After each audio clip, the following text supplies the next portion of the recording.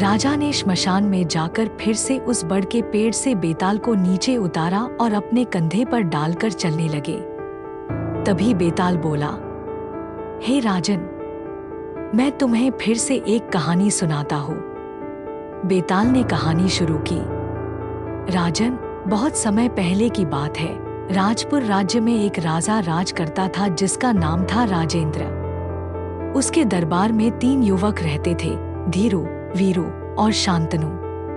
तीनों एक ही गांव से थे और बचपन के मित्र थे। एक दिन गांव में एक सुंदर कन्या आई, नाम था माधवी। वह बहुत ही बुद्धिमान, संस्कारी और रूपवती थी। तीनों मित्रों ने उसे देखा और एक ही समय पर उससे प्रेम कर बैठे। तीनों ने अपने अपने तरीके से उसे प्रपोज किया।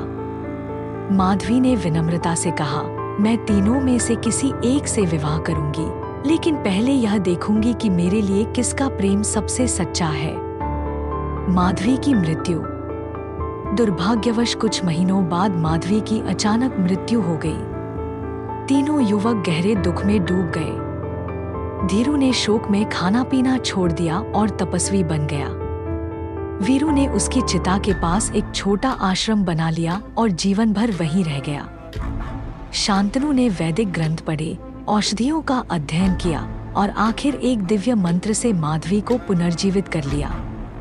माधवी पुनर्जीवित होती है। जब माधवी जीवित हुई तब तीनों युवक उसके पास पहुंचे। अब प्रश्न यह था कि वह किससे विवाह करे। धीरू ने कहा, मैंने सब कुछ त्याग दिया तुम्हारे लिए। वीरू ने कहा, मैंने जीवन भर तुम्हारी चिता की रखवाली की।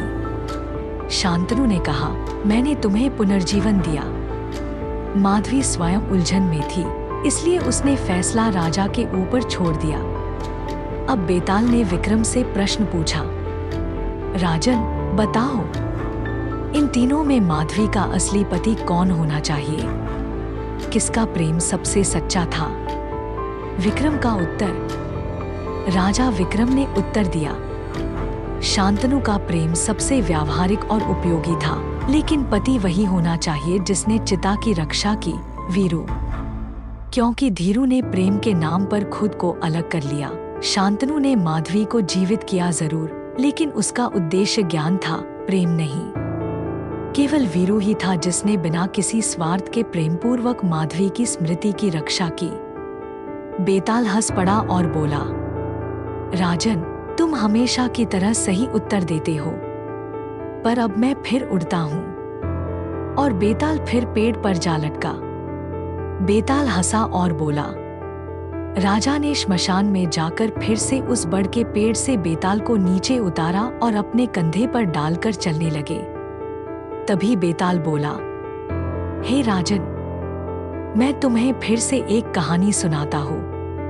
राजन, एक नगर में राजा धर्मध्वज का शासन था। उसके राज्य में एक विद्वान ब्राह्मण रहता था जिसका नाम था सुधाकर। उसके 2 पुत्र थे, अमित और सुमित।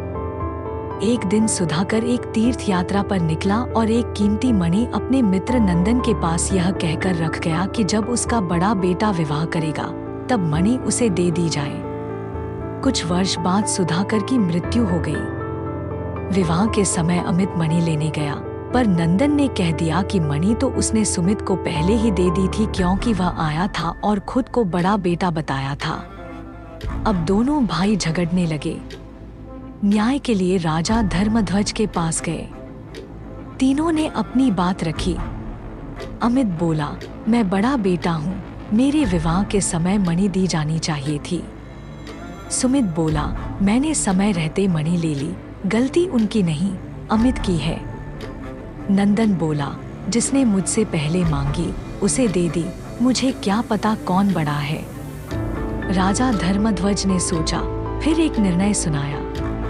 अब बेताल ने विक्रम से प्रश्न पूछा, राजन, बताओ, राजा ने क्या निर्णय दिया होगा और सही न्याय किसका हुआ? विक्रम का उत्तर। राजा विक्रम ने कहा, राजा ने मणि वापस ले ली और कहा, मणि उस भाई को दी जाएगी जो अपने पिता की इच्छा का पालन करे, क्योंकि पिता ने स्पष्ट कहा था कि मणि बड़े बेटे के विवाह पर दी जाए। आठ जिसने पहले ले ली वह गलत है। राजा ने अमित को मणि दी और सुमित को डांट लगाई। बेताल हंसा और बोला, राजन, तुम फिर जीत गए, पर अब मैं फिर उड़ता हूं। और वह उड़ गया।